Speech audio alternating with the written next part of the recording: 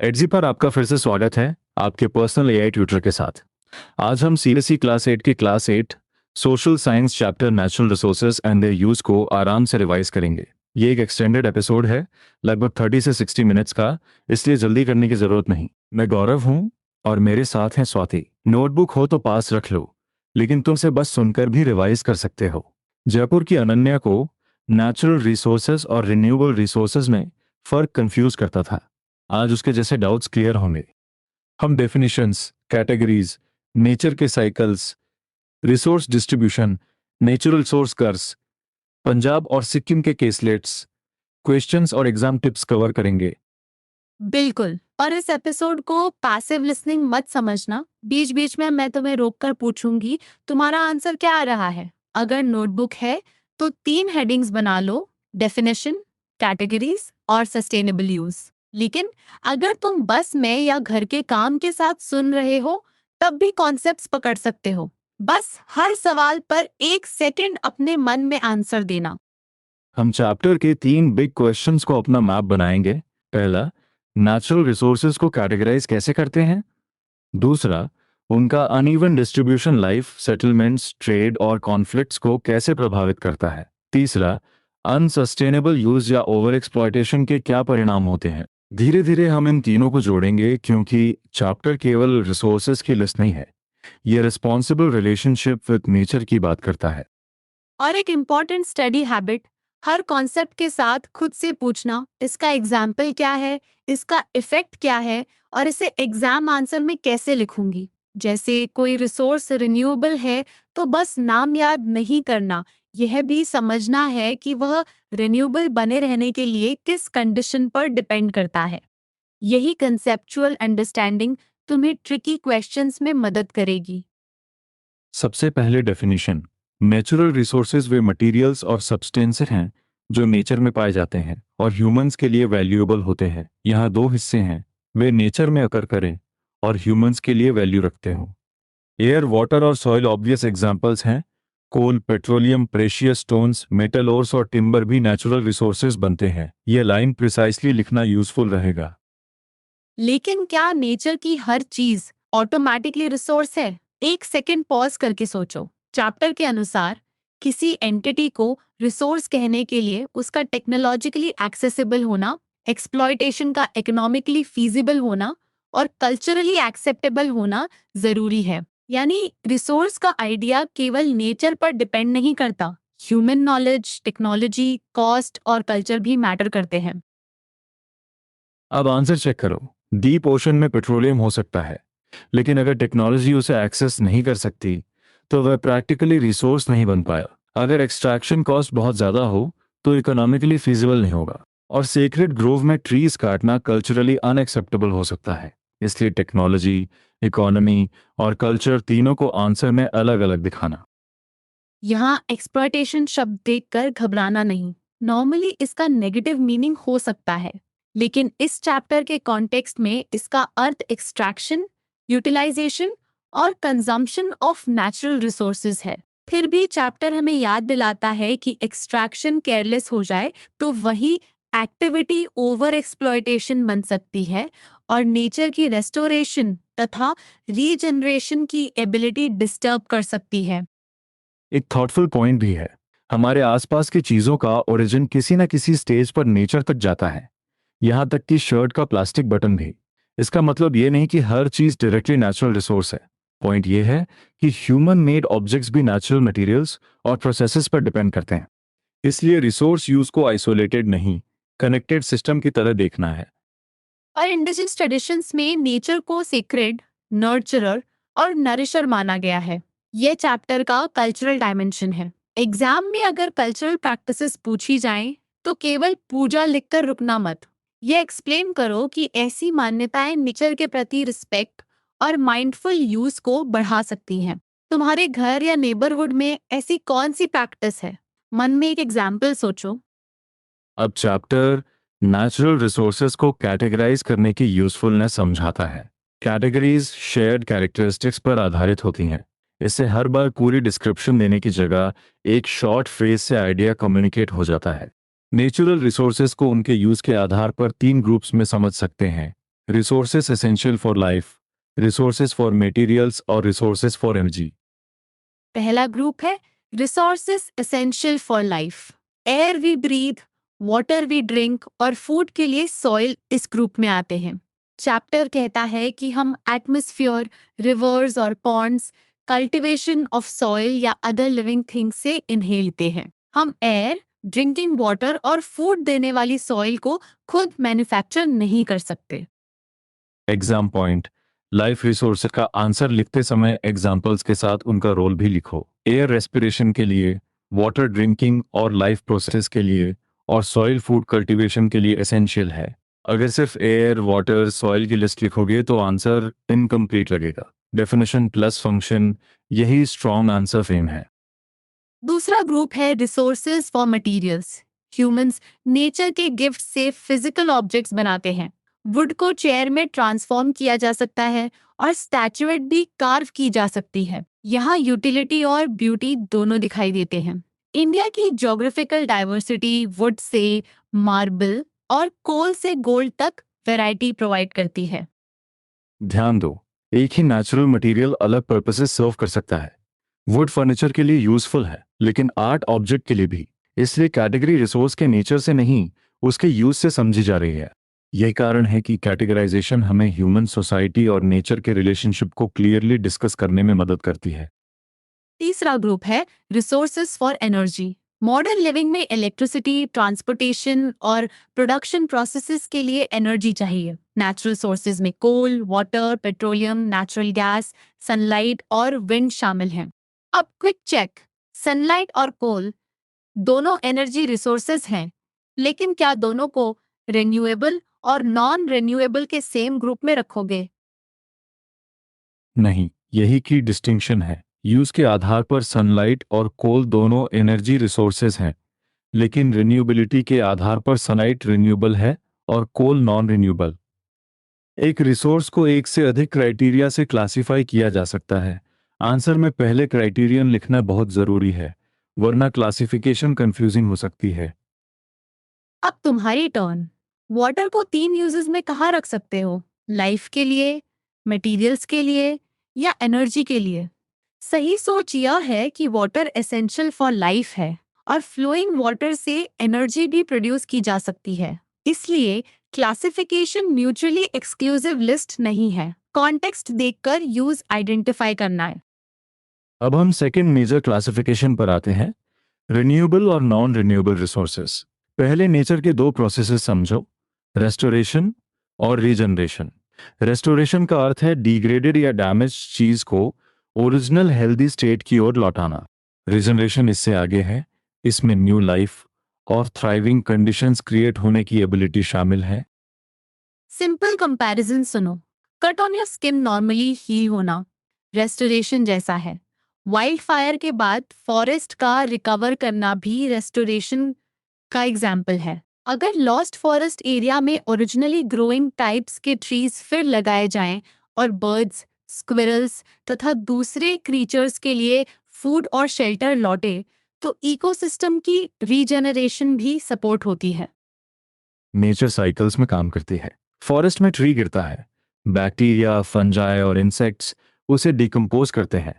Tree soil का हिस्सा बनकर उसे एनरिच करता है और सीड से नए प्लांट्स ग्रो करते हैं। यहाँ वेस्ट किसी अलग डेड एंड की तरह नहीं रहता, मटेरियल साइकिल में वापस जुड़ता है। ये रेस्टोरेशन और रीजनरेशन का पावरफुल एग्जाम्पल है।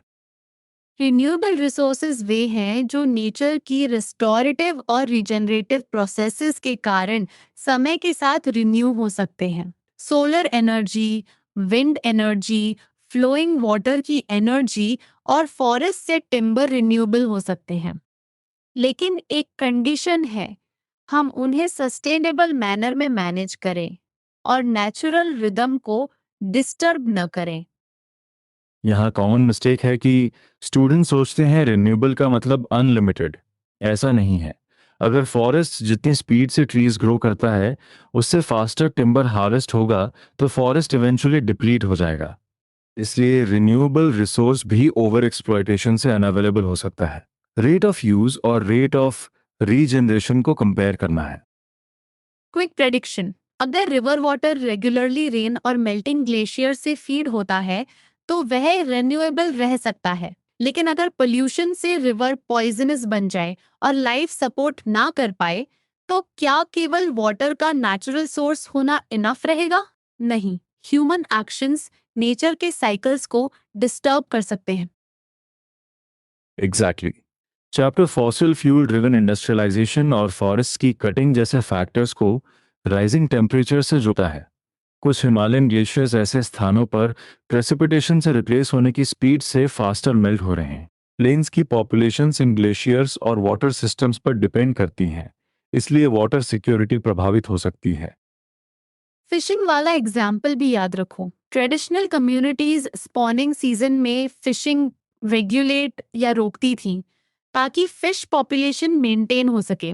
कमर्शलाइजेशन से ओवर फिशिंग बढ़ी और ट्यूना की पॉपुलेशन में रैपिड डिक्लाइन हुआ। यह दिखाता है कि traditional knowledge ecosystem balance maintain कर सकता है, जबकि अनकंट्रोल्ड कमर्शियल यूज साइकिल को नुकसान पहुंचा सकता है। अब तक हम फर्स्ट मेजर आइडिया कवर कर चुके हैं। रिन्यूएबल का अर्थ रीजनरेट होने की क्षमता है, पर सस्टेनेबिलिटी के बिना वह कैपेसिटी टूट सकती है। लिसनर चेक करो। रिस्टोरेशन, रीजनरेशन और सस्टेनेबल मैनेजमेंट, इन तीनों टर्म्स को अपने शब्दों में बोलकर समझाओ। अगर कोई टर्म अटक रहा है तो उसे अभी नोट कर लो। अब इकोसिस्टम फंक्शंस और इकोसिस्टम सर्विसेज को अलग करते हैं। इकोसिस्टम फंक्शंस नेचर के इनहेरेंट वेज ऑफ वर्किंग हैं, जैसे फॉरेस्ट का वाटर फिल्टर करना, सॉइल इरोजन रोकना और एनिमल्स को हैबिटेट देना। जब ह्यूमंस इन नेचुरल प्रोसेसेस से बेनिफिट लेते हैं, जैसे क्लीन वाटर, प्रोटेक्टेड फार्मलैंड और पॉलिनेटेड क्रॉप्स, तो उन्हें इकोसिस्टम सर्विसेज कहते हैं। एक आंसर फ्रेम बनाओ। पहले इकोसिस्टम फंक्शन लिखो, फिर उससे मिलने वाला ह्यूमन बेनिफिट लिखो। उदाहरण के लिए फॉरेस्ट नेचुरली वाटर फिल्टर करता है और ह्यूमंस को क्लीन वाटर मिलता है। फॉरेस्ट सॉइल इरोजन रोकता है तो फार्मलैंड प्रोटेक्टेड रहती है। फॉरेस्ट हैबिटेट प्रोवाइड करता है और इससे लिविंग डाइवर्सिटी तथा पॉलिनेशन जैसे बेनिफिट्स जुड़े रहते हैं। चैप्टर एक यूजफुल फिगर बेस्ड फैक्ट भी देता है। एक मैच्योर ट्री लगभग 275 litres oxygen per day produce कर सकता है, जबकि ह्यूमन बीइंग की डेली नीड लगभग 350 लीटर्स बताई गई है। एग्जैक्ट नंबर को कॉन्टेक्स्ट के साथ याद करो, क्योंकि एक्टिविटी, हाइट और वेट के अनुसार ह्यूमन नीड बदल सकती है। इंडस्ट्रीज गुड्स प्रोड्यूस करती हैं, लेकिन प्रोसेस वेस्ट भी क्रिएट कर सकता है। अगर वेस्ट रिवर्स या वाटर बॉडीज में डिस्चार्ज हो और डीके होकर किसी लाइफ फॉर्म का फूड न बन सके तो रेस्टोरेशन और रीजनरेशन साइकिल डिस्टर्ब होती है। रिवर पॉइजनस बन सकती है और लाइफ सपोर्ट नहीं कर पाती। यही अनसस्टेनेबल यूज का डायरेक्ट एनवायरमेंटल इम्प्लीकेशन है। सोचो, पॉल्यूशन केवल पानी को डर्टी नहीं बनाता, वह नेचर के साइकिल को इंटरप्ट करता है। यही डीपर पॉइंट है। अगर क्वेश्चन हो कि ह्यूमन एक्शंस नेचर की रिस्टोर और रीजनरेट करने की एबिलिटी कैसे घटाते हैं, तो इंडस्ट्रियल वेस्ट, फॉरेस्ट की कटिंग, ओवरफिशिंग और एक्सेसिव एक्सट्रैक्शन जैसे सोर्स ग्राउंडेड एग्जाम्पल्स चुन सकते हो। एडजी में ऐसे एग्जैक्ट डाउट्स को सोक्रेटिक क्वेश्चन से खोलना यूजफुल होता है, जैसे क्या रिन्यूएबल रिसोर्स अनलिमिटेड है या पोल्यूशन रीजनरेशन को रोक सकता है। पहले अपना रीजनिंग बोलो, फिर कॉन्सेप्ट चेक करो। यह चैप्टर रटने से ज्यादा कनेक्शन समझने वाला है, इसलिए हर आंसर में कॉज, इफेक्ट और रिस्पॉन्सिबल एक्शन जोड़ने की कोशिश करो। Mini recap. Natural resources nature में अकर करते हैं और ह्यूमंस के लिए वैल्यूएबल होते हैं। यूजेस के आधार पर 3 कैटेगरीज हैं और रिन्यूएबिलिटी के आधार पर दूसरा क्लासिफिकेशन है। रिन्यूएबल रिसोर्सेज भी तभी अवेलेबल रहेंगे जब रेस्टोरेशन और रीजेनरेशन का रिदम डिस्टर्ब ना हो। अब इसी कॉन्ट्रास्ट को नॉन रिन्यूएबल रिसोर्सेज के साथ समझते हैं। नॉन रिन्यूएबल रिसोर्सेज बहुत लंबे पीरियड्स में क्रिएट होते हैं और जिस रेट से ह्यूमंस यूज करते हैं उस रेट पर रिप्लेनिश नहीं हो सकते। फॉसिल फ्यूल्स जैसे कोल और पेट्रोलियम तथा मिनरल्स और मेटल्स जैसे आयरन, कॉपर और गोल्ड इसके एग्जाम्पल्स हैं। इन्हें यूज करने पर रिप्लेसमेंट जल्दी पॉसिबल नहीं होता, इसलिए जुडिशियस यूज जरूरी है। अब डिफरेंस बोलकर देखो। रिन्यूएबल रिसोर्स नेचर के प्रोसेसेस से समय के साथ रिन्यू हो सकता है अगर सस्टेनेबल मैनेजमेंट हो। नॉन रिन्यूएबल रिसोर्स बहुत लंबे समय में बनता है और ह्यूमन यूज रेट पर रिप्लेनिश नहीं होता। इसलिए रिन्यूएबल में मुख्य कंसर्न ओवर यूज से रिजेनरेशन डिस्टर्ब होना है और नॉन रिन्यूएबल में जुडिशियस यूज तथा ऑल्टरनेटिव्स की ओर ट्रांजिशन। इंडिया में कोल रिजर्व सिग्निफिकेंट है और कोल एनर्जी नीड पूरी करने में यूज होता है। चैप्टर बताता है कि रिजर्व्स में लास्ट अनदर 50 इयर्स का एस्टिमेट दिया गया है, जबकि इलेक्ट्रिसिटी डिमांड पॉपुलेशन और डेवलपमेंट के साथ बढ़ रही है। एग्जाम में इसे एब्सोल्यूट प्रॉमिस की तरह नहीं लिखना। चैप्टर का पॉइंट है जुडिशियस यूज और सस्टेनेबल ऑप्शंस की आवश्यकता। एक डेली लाइफ एक्टिविटी करो। अपने आसपास ऐसे नॉन रिन्यूएबल रिसोर्सेज आइडेंटिफाई करो जिन्हें तुम डायरेक्टली या इनडायरेक्टली यूज करते हो। फिर पॉसिबल रिन्यूएबल सब्स्टिट्यूट सोचो और ट्रांजिशन के स्टेप्स लिखो। इस एक्टिविटी का आंसर सोर्स से आगे इन्वेंट करने की जरूरत नहीं। कोल और पेट्रोलियम से रिन्यूएबल एनर्जी सोर्सेज की ओर शिफ्ट का ब्रॉड आइडिया पर्याप्त है। रिस्पॉन्सिबल यूज का मतलब ये नहीं कि नॉन रिन्यूएबल्स का यूज तुरंत पूरी तरह बंद हो जाएगा। चैप्टर का बैलेंस पॉइंट है कि उन्हें इस तरह यूज करें कि ह्यूमैनिटी को सस्टेनेबल ऑल्टरनेटिव्स खोजने का समय मिले। इसलिए आंसर में दो पार्ट्स रखो, एग्जिस्टिंग नॉन रिन्यूएबल्स का जुडिशियस यूज और रिन्यूएबल सोर्सेज ऑफ एनर्जी की ओर ग्रेजुअल स्विच। अब हम डिस्ट्रीब्यूशन पर आते हैं।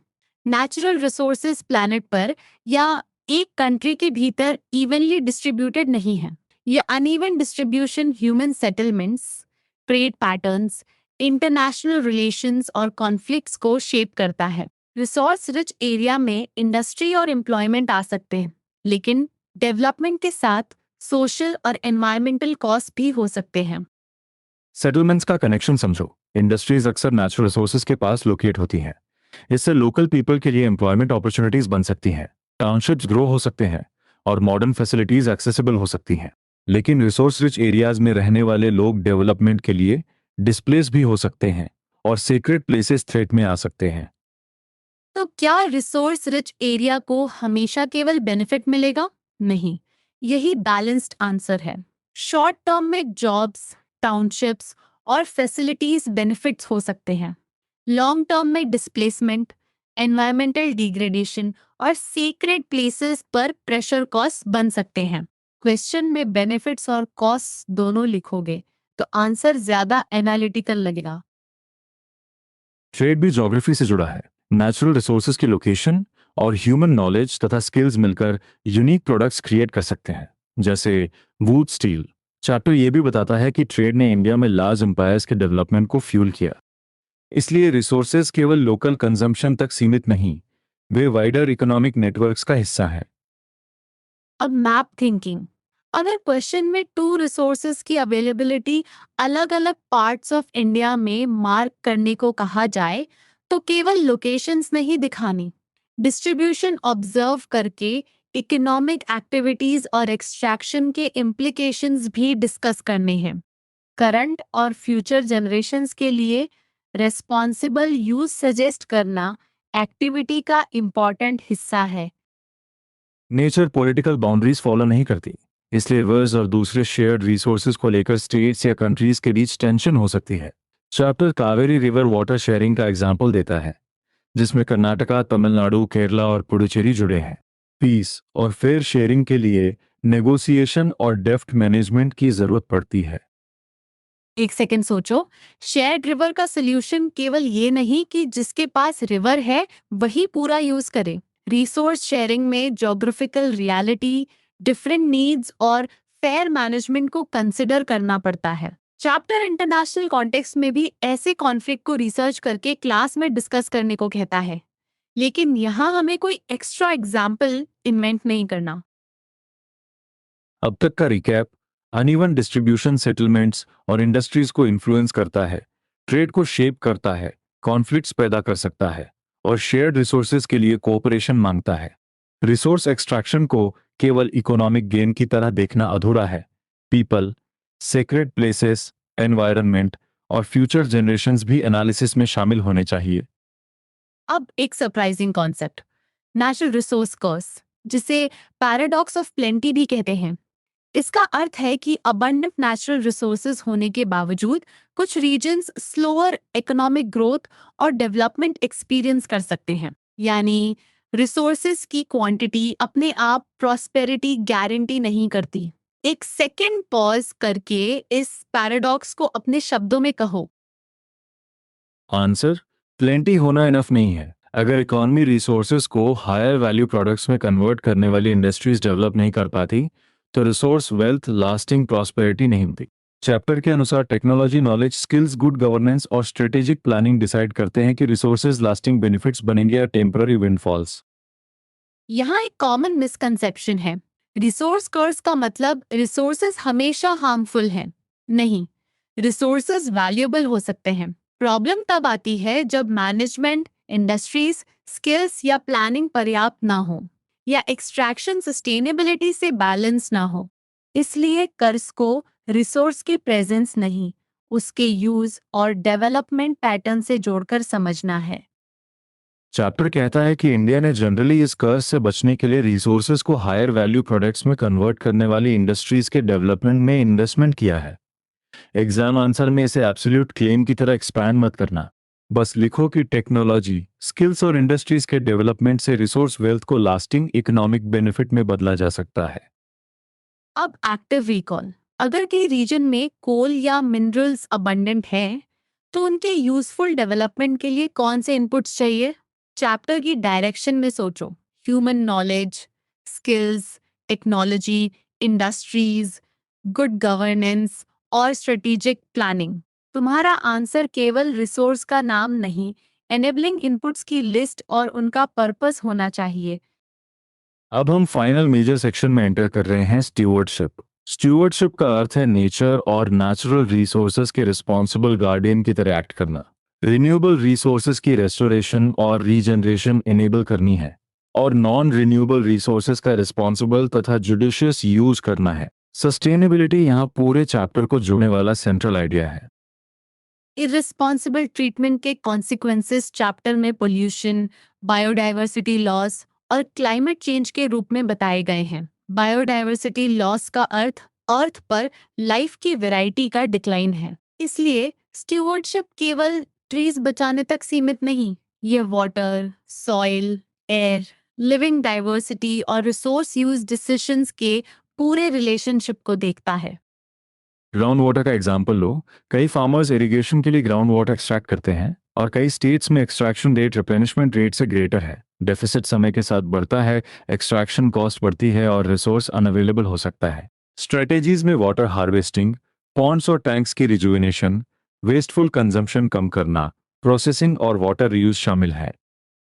सॉइल डिग्रेडेशन भी इसी पैटर्न को दिखाती है। इम्प्रॉपर केमिकल फर्टिलाइजर्स और पेस्टिसाइड्स सॉइल को डिग्रेड कर सकते हैं। ट्रेडिशनल प्रैक्टिसेस में काउ डंग और नेचुरल फर्टिलाइजर्स, मल्चिंग और मल्टी क्रॉपिंग जैसे methods holistic soil management support करते हैं। एग्जाम में प्रिवेंशन और रेमेडी दोनों लिखो। डिग्रेडेशन रोकना, सॉइल को रिप्लेनिश और रिजुविनेट करना। अब पंजाब के स्लेट को स्टेप बाय स्टेप समझते हैं। ग्रीन रेवोल्यूशन के दौरान हाई यील्डिंग व्हीट और पैडी वैरायटीज अपनाई गईं। इनको ट्रेडिशनल सीड से अधिक वाटर चाहिए था, इसलिए ग्राउंड वाटर एक्सट्रैक्शन बढ़ा।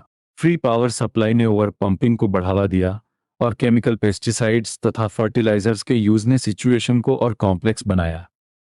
इस केसलेट का शॉर्ट टर्म और लॉन्ग टर्म कॉन्ट्रास्ट बहुत इंपॉर्टेंट है।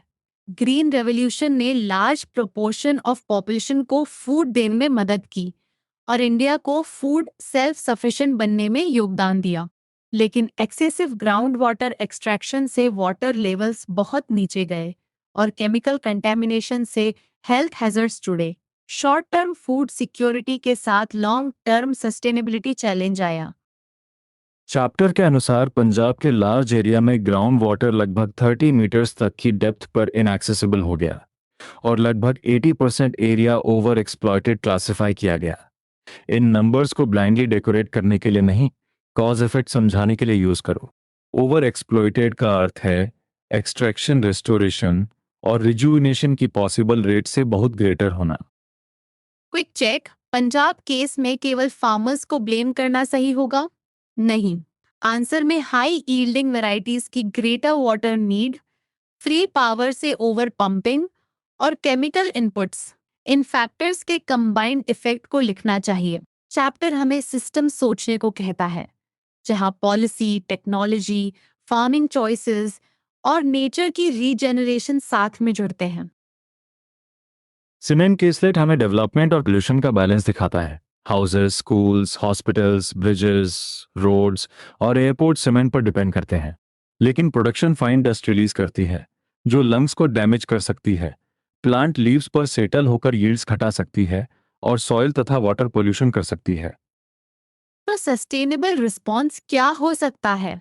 सेंट्रल पोल्यूशन कंट्रोल बोर्ड ने सीमेंट फैक्ट्रीज के लिए पोल्यूशन मिनिमाइज या एलिमिनेट करने वाली गाइडलाइंस बनाई हैं। साथ ही स्टोन और मड जैसे traditional materials, plant based materials और वेस्ट प्लास्टिक से रिसाइकल्ड मटेरियल्स ऑल्टरनेटिव्स के रूप में एक्सप्लोर किए जा रहे हैं। ट्रेडिशनल मेथड्स और मॉडर्न टेक्नोलॉजी को कंबाइन करना की आइडिया है। विक्युरवेदा ट्रेडिशनल नॉलेज का एग्जाम्पल है। यह प्लांट्स और ट्रीज की केयर पर फोकस्ड बोटेनिकल साइंस है। इसमें सॉइल टाइप्स के अनुसार प्लांट्स, सीड कलेक्शन और preservation, irrigation, natural paste repellents, crop rotation, mixed cropping और मॉइस्चर रिटेनिंग प्लॉइंग जैसी प्रैक्टिसेस बताई गई हैं। सॉइल में फंजाई, बैक्टीरिया और अर्थवर्म्स जैसे लिविंग ऑर्गेनिजम्स की भूमिका भी ध्यान में रखी जाती है। सिक्किम की पेमा केसलेट सस्टेनेबल ट्रांजिशन की स्टोरी है। केमिकल इनपुट से यील्ड्स डिक्लाइन और डेट्स बढ़े दे। ऑर्गेनिक फार्मिंग की ओर स्विच में शुरुआत में यील्ड्स कम हुई क्योंकि सॉइल रिकवर कर रही थी। फैमिली में कंपोस्ट, नीम और गार्लिक के नेचुरल पेस्ट रिपेलेंट्स और मल्टीपल क्रॉप्स अपनाएं। लगभग 5 इयर्स बाद फार्म थ्राइव करने लगा और बायोडाइवर्सिटी भी लौटी। सिक्किम 2016 में 100% ऑर्गेनिक स्टेट बना, जहां फार्मलैंड सर्टिफाइड ऑर्गेनिक था। चैप्टर बताता है कि बेनिफिशियल इंसेक्ट्स और बर्ड्स लौटे, टूरिज्म बढ़ा और फार्मर्स की इनकम्स एवरेज में 20% बढ़ी। एग्जाम में इस केसलेट को इकोलॉजिकल और इकोनॉमिक आउटकम्स दोनों से कनेक्ट करना। सस्टेनेबल प्रैक्टिस केवल एनवायरनमेंट बेनिफिट नहीं, लाइवलीहुड अपॉर्चुनिटी भी दे सकती है। रिन्यूएबल एनर्जी की ओर ट्रांजिशन का chapter example international solar alliance है। इंडिया और फ्रांस ने 2015 में सनशाइन रिच कंट्रीज के कोलिशन के रूप में इसे लॉन्च किया। इंडिया ने सोलर प्रोजेक्ट्स, टेक्निकल एक्सपर्टीज और अफोर्डेबल फाइनेंसिंग के जरिए सहयोग किया। भादला सोलर पार्क इंडिया की सोलर एम्बिशंस और ट्रेडिशनल एनर्जी से रिन्यूएबल ऑल्टरनेटिव्स की ओर शिफ्ट का सिंबल है। फाइनल सोशल पॉइंट मिस मत करना। वाटर और क्लीन एयर जैसे बेसिक रिसोर्सेज का एक्सेस सोसाइटी के सभी सेक्शंस को बराबर नहीं मिलता। सिटीज में कुछ एरियाज को एडिक्वेट और रेगुलर ड्रिंकिंग वाटर सप्लाई नहीं मिलती।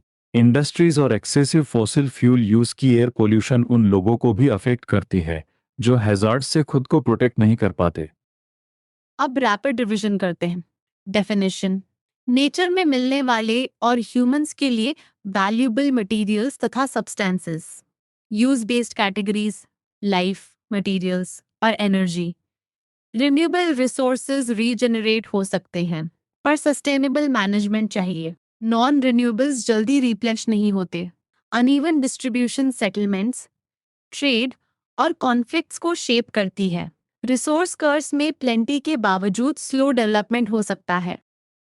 एग्जाम के लिए 3 आंसर फ्रेम्स तैयार रखो। कंपेयर क्वेश्चन में डेफिनेशन, टाइम स्केल और एग्जाम्पल्स लिखो। एक्सप्लेन क्वेश्चन में कॉज, इफेक्ट और रिस्पॉन्सिबल एक्शन जोड़ो। केसलेट क्वेश्चन में short term benefit, long term cost और सोल्यूशन लिखो। कॉमन मिस्टेक यह है कि रिन्यूएबल को अनलिमिटेड समझ लिया जाए। सही कीवर्ड है सस्टेनेबल मैनेजमेंट और natural rhythm of restoration and regeneration. आज का फाइनल चैलेंज: बिना नोट्स देखे 5 बातें बोलो। नेचुरल रिसोर्स की definition, 3 use based categories, renewable और नॉन रिन्यूएबल का फर्क, अनइवन डिस्ट्रीब्यूशन का एक इम्प्लीकेशन और स्टूवर्डशिप का अर्थ। फिर एक कॉमन मिस्टेक लिखो। रिन्यूएबल का मतलब अनलिमिटेड नहीं। अगला स्टेप है पंजाब या सिक्किम केसलेट पर छोटा कॉज इफेक्ट आंसर बनाना। एडजी में इसे एक्टिव रिकॉल चैलेंज की तरह खुद से सॉल्व कर सकते हो। गौरव और मेरी तरफ से वार्म रिमाइंडर, नेचर के रिसोर्सेज को समझना ही रिस्पॉन्सिबल यूज की पहली सीढ़ी है। अगली रिवीजन में फिर मिलेंगे।